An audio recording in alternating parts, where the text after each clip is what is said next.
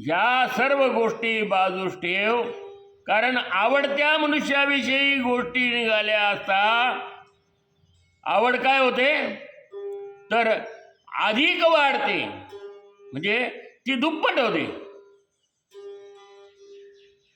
हो, वाढत जाते, घटत नाही जात ते. तर अधिक अधिक त्याचं प्रेम अधिक सांगत राहत, डबल होतं. तयाही वरी विपाये प्रेमळू संवादी होय, तरी गोडीशी आहे कंटाळे मग.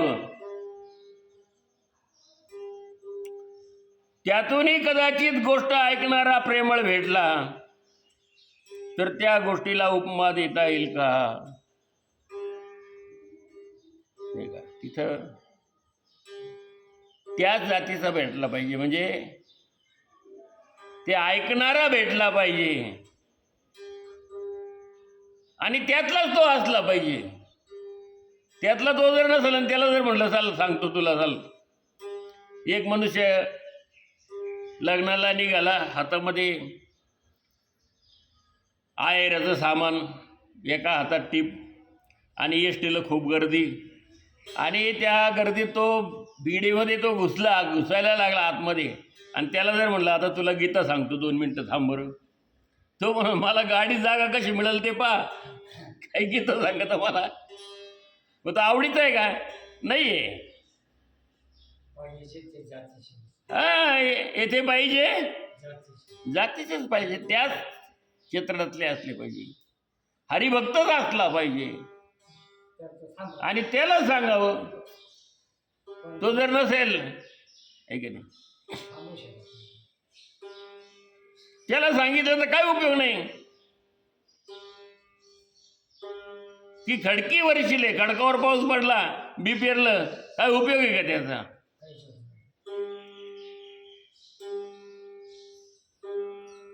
नळी फुंकिली सोनारे आणि इकडून तिकडे गेली वारे, लागू कामापुरता, तेवढं पुरतं तेवढं ऐकलं संपलं, गेलं बाहेर गेलं संपलं, देव संपलं, सारं संपलं. काय करायचं आपल्याला तिथं, नाही का? म्हणून त्याच्याविषयीची श्रद्धा, आवडीचं म्हणजे श्रद्धा पाहिजे, आणि श्रद्धा असेल तर त्याची आवड निर्माण होते कोणत्याही गोष्टीची. श्रद्धा नसेल तर काहीच उपयोग नाही. म्हणून तयाही वरी विपाये प्रेमळू संवादी होय, ती गोडीशी आहे कंटाळे मग. मग किती काही त्याला सांगत बसलं तर तो कंटाळत नाही, पण आवड नसली तर उठून जाईल. चला म्हणून आता म्हणून गा पंडसुता तू प्रियो आणि तुची श्रोता, वरी प्रियांची वार्ता प्रसंगे आली. म्हणून अर्जुना, देव म्हणतात की हे अर्जुना, तूच माझा काय आहे, प्रिय आहे, तूच माझा आवडता आहे. दुसरं कोणाला सांगायला गेलो असतो तर त्याने ऐकलं नसतं. इथं युद्ध क्षेत्रावरती सगळे आहेत, तिकडं 14 औक्षणी कौरव आहेत, इकडं 7 औक्षणी पांडवांचं सैन्य आहे, तिकडे 100 कौरव आहेत, इकडं 5 पांडव आहेत. कर्ण आहे, भीष्माचार्य, द्रोणाचार्य, कृपाचार्य आहे. मग मला म्हणता नसं आलं का सगळे खाली बसा, आता मी प्रवचन करतो, देव म्हटले असते, ऐका सगळे, आहे की नाही? मग अर्जुनाला एकट्यालाच का सांगितलं? तशीच परिस्थिती आहे इथं, त्याला एकट्याला सांगितलं. इथं देव आहे म्हणूनच सगळं काही करायचं असतं. तुम्हाला घ्यायचं घ्या, नका घेऊ, लवचिकता आहे त्याच्यामध्ये. ज्याला घ्यायचं त्याने घ्या, नाही घ्यायचं नाही नका घेऊ. इथं सक्ती आहे का? सक्ती नाही. आसक्ती विण जेथे भक्ती, भक्ती जी आहे ती आसक्ती विण आहे, सक्ती नाही कुणाला. तू नाही तू करायलाच पाहिजे, तू पण सक्ती नाही. तुमच्या मनाची इच्छा जी आहे, तुमच्या मनामध्ये जी श्रद्धा आहे, त्याने जर तुम्ही घेतलं तर घेतलं, नाही घेतलं तर काय घेणार तुम्ही. म्हणून ते ज्ञान आहे, ते ज्ञान त्यालाच पसतं की तिथं त्याचा संग असावा लागतो. अर्जुनालाच का सांगितलं? देव म्हणतात की माझा आवडता तू आहेस अर्जुना, आणि आवडता असून मी जे सांगल, माझ्या आवडीच्या ज्या ज्या गोष्टी मी सांगेल, तू प्रिय आणि तुझी श्रोता, वरी प्रियांची वार्ता प्रसंगी आली. आणि त्यातून माझ्या प्रिय भक्तांची गोष्ट तुझ्याजवळ बोलण्याचा प्रसंग आला. हा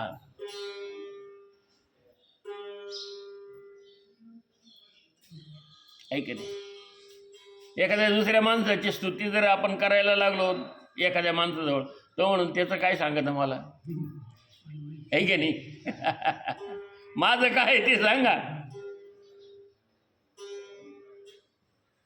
तसं अर्जुनाचं नाहीये. भगवंत अर्जुनाजवळ या भक्तांच्या कथा सांगत आहेत, भक्तांच्या गोष्टी भगवंत सांगत आहेत, आणि अर्जुन म्हणतो हा बरोबर आहे देवा,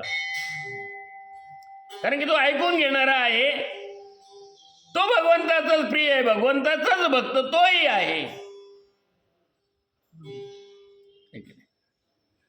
तिथं एकमेकांमध्ये द्वेषाची भावना नाही ना.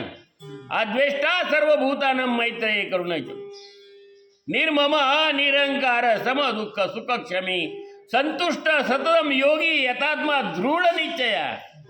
अर्जुन असा आहे, दृढ निश्चयाचा आहे. मय्यार्पित मनोबुद्धी यो मद भक्त समे प्रिया. भगवंत सांगतात की अशा प्रकारे मन बुद्धी मला अर्पण केलेला तो भक्त जो आहे, यो मद भक्त समे प्रिया, तो भक्त मला प्रिय आहे असं सांगतात.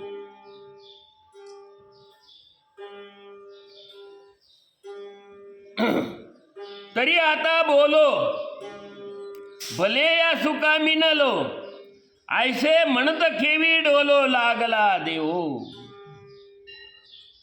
कायला आता काय होईल ते होईल.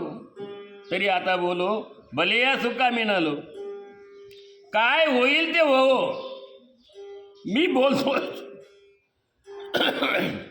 कारण की काय तर बोलण्याचा आता प्रसंग आला, सांगण्याचा प्रसंग आला, म्हणून मी सांगू राहिलोय. बोलले तर तो बोलतच राहतो, तुम्ही सांगतच राहतो, तू ऐकतच राह.